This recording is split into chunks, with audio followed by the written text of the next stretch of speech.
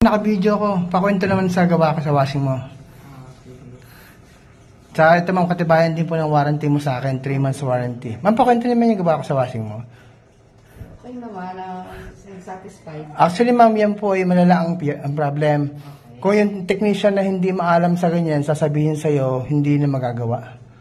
Kumbaga ako, since 20 years experience ko, mahigit.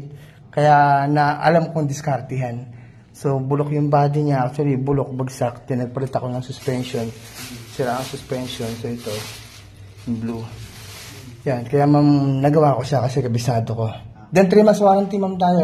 Ano petsa po ngayon? July 4, 2024. So, ma'am, yung warranty mo sa akin, basta yung same problem, yung bumagsak na body, yung warranty ko sa'yo.